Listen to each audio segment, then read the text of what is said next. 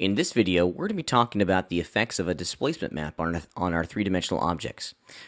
Inside my shader tree here, I've applied a stucco, just kind of base procedural texture. I really haven't modulated much, haven't messed around with it. This is kind of the stock stucco procedural texture, and I've just using the diffuse color effect right now, and it's being mapped spherically to my object. It looks pretty cool. We got some white spots and some black spots and some nice shades of gray. Now, in previous videos, I talked about the bump map, and what a bump map is going to do is it's going to take this grayscale image. It's going to analyze the pixel colors. So the areas that are white are going to get influenced 100%, and the areas that are black are going to get influenced 0%. The shades of gray in between those values, so in here we got some grays and we got some grays all over it, are going to influence the relief or the perceived height of our object by their percentage of gray. Now let's just change it. I want to show you the difference between a bump and a displacement. Inside the stucco procedure, I'm going to right click on diffuse color, go down to surface shading, and choose bump.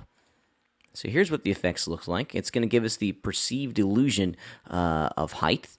Now we're getting some, it kind of looks like a terrain almost, kind of little, it's bumpy all around, you know. It's definitely giving the illusion of peaks and valleys, excuse me.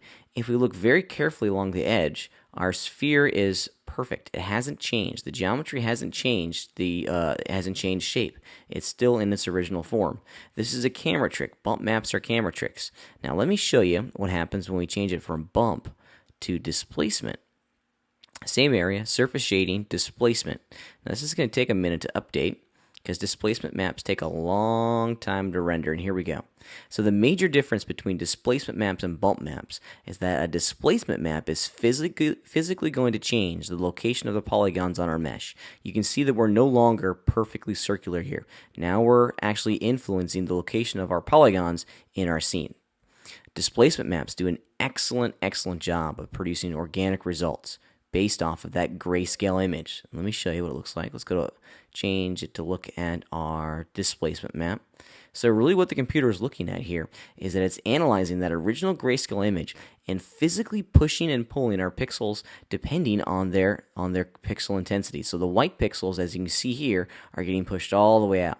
The black pixels are not getting pushed at all. The pixels in our in our displacement map that were gray are getting influenced on the percentage of gray. So if you had a pixel that was 50%, it would get 50% influenced here in the final displacement. So that's the major difference between bump and displacement.